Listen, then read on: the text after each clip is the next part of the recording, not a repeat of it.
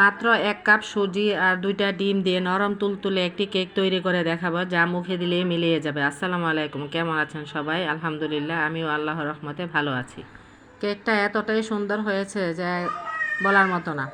একদম সফট হয়েছে, ভেতরটা দেখুন কতটা সুন্দর, আর বাহিরে কোনোভাবেই পুড়ে যায়নি। কেকটাকে আমি যেই সসপ্যানের মধ্যে বেক করব, ওই সসপ্যানটার মধ্যে আমি লবণ দিয়ে দিচ্ছি। আমি লবণের উপরে আজকে কেকটাকে বেক করে নিব। চাইলে এখানে লবণের পরিবর্তে বালি দিয়েও বেক করা যায়, আবার খালি পাতিলের মধ্যে একটা কাগজ দিয়েও বেক করতে পারবেন।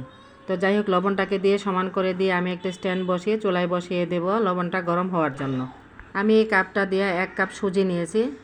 সুজিটা যেহেতু দানাদার, এই জন্য সুজিটাকে আমি একটু ব্লেন্ড করে নিব। চাইলে এখানে সুজির পরিবর্তে আটা বা ময়দা দিয়েও কেকটা তৈরি করা যায়। অনেক সময় আমরা ভিডিও দেখতে দেখতে ভিডিওটিতে লাইক দিতে ভুলে যাই বা সাবস্ক্রাইব করতে ভুলে যাই। তাই আমার বন্ধুদের কাছে আমার রিকোয়েস্ট, ভিডিওটির শুরুতে একটা লাইক দিয়ে সম্পূর্ণ ভিডিওটি কন্টিনিউ করবেন প্লিজ। আর ভিডিওর কোনো অংশ যদি একটু ভালো লেগে থাকে তাহলে সেই অংশটির জন্য হলেও আমার চ্যানেলটিকে সাবস্ক্রাইব করে আমার পাশেই থেকে যাবেন। যারা অলরেডি সাবস্ক্রাইব করেছেন তাদের সকলকে জানাই আমার অন্তঃস্থল থেকে অসংখ্য ধন্যবাদ। এই যে সুজিটাকে ব্লেন্ড করে নিয়েছি, এবার একটা বাটিতে ঢেলে নিব। এবার বাটিটাকে একটা সাইডে রেখে দিব। আমি এখানে 1 কাপ সুজি নিয়েছি, তার জন্য 2টা ডিম দিয়েছি। আপনারা যদি সুজির পরিমাণ বেশি দেন তাহলে ডিমের সংখ্যা বাড়িয়ে দিতে হবে। ডিম 2টাকে ভেঙে দিয়ে এবার আমি একটা কাঁটা চামচের সাহায্যে ডিমটাকে ভালোভাবে ফেটিয়ে নেব যতক্ষণ না পর্যন্ত বাবলস ক্রিয়েট হয়। এখানে আমি 1 কাপ সুজির সাথে হাফ কাপ চিনি দিয়েছি। আপনারা চাইলে চিনিটা কম বেশি করে নিতে পারেন। আর যেই কাপে আমি সুজি দিয়েছি ওই কাপটা দিয়ে হাফ কাপের চাইতেও কম হবে আমি রান্নার তেল দিয়েছি। এখানে রান্নার তেলের পরিবর্তে বাটারও ইউজ করা যায়। এবার সবগুলোকে ভালোভাবে ফেটিয়ে নিয়েছি। এবার ডিমের গন্ধটা যাতে চলে যায় সেজন্য আমি এখানে হাফ চা চামচের চাইতেও কম, মানে 1/4 চা চামচ ভ্যানিলা এসেন্স দিয়েছি, যাতে সুন্দর একটা ফ্লেভার আসে। এবার ব্লেন্ড করে রাখা সুজিটাকেও দিয়েছি স্বাদমতো লবণ, 1 চা চামচ বেকিং পাউডার দিয়েছি। আর সুন্দর একটা কালার আসার জন্য আমি এখানে অরেঞ্জ ফুড কালার দিয়েছি, যাতে কালারটা ভালো আসে। এটা অপশনাল, চাইলে আপনারা বাদও দিতে পারেন। আমার কাছে দেখতে ভালো লাগে তার জন্য আমি এই কালারটা দিয়েছি। আর ব্যাটারটা একটু ঘন হয়ে গিয়েছে, তার জন্য আমি 2 টেবিল চামচ গরুর দুধ জাল করে ঠান্ডা করে নিয়েছি। এই দুধটাকে দিয়ে আরও কিছুক্ষণ নেড়ে মিশিয়ে নিচ্ছি।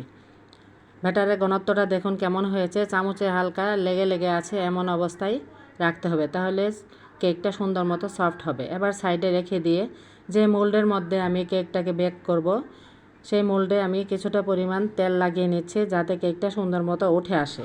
এবার একটা কাঠি দিয়ে একটু নেড়ে দিচ্ছি যাতে ভেতরের বাতাসটা বের হয়ে যেতে পারে। এই যে বাতাসটা বের করে দিয়েছি। চুলায় যে হাঁড়িটা বসিয়েছিলাম লবণ দিয়ে, সেটাও গরম হয়ে গিয়েছে। পাত্রটা চুলায় বসিয়ে দিয়ে একটা ঢাকনা দিয়ে ঢেকে দিব। আপনারা চাইলে এখানে সিলভারের কোনো ঢাকনা বা স্টিলের ঢাকনা দিয়েও ঢেকে দিতে পারেন। ভেতরের বাতাসটা যাতে বের হইতে না পারে সেই জন্য আমি টিস্যুর সাহায্যে এই ছিদ্রটাকে বন্ধ করে দিচ্ছি। 20 মিনিটের জন্য আমি চুলায় বসিয়ে দিয়েছি। 20 মিনিটের জন্য চুলায় বসিয়েছিলাম, আমি ভুলেই গিয়েছি যে চুলায় কেক দিয়েছি।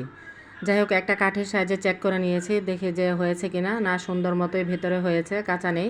উপর দিক দিয়ে দেখুন কেমন কালো হয়ে গিয়েছে। এবার ঠান্ডা করে নিয়েছি, একটা ছুরির সাহায্যে সাইড দিয়ে ছাড়িয়ে নিয়ে তারপর আমি বাটিটা থেকে কেকটাকে আলাদা করে নিব। দেখি নিচের অংশটা কেমন হয়েছে।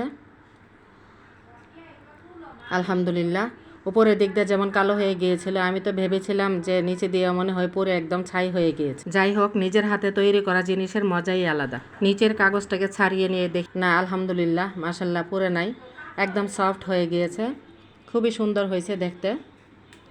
উপরের দিকটা একটু কালো হয়েছে হিটে, কিন্তু ভিতর দিয়া পুড়ে নাই, খুবই সুন্দর। আপনাদেরকে একটু কেটে দেখাচ্ছি।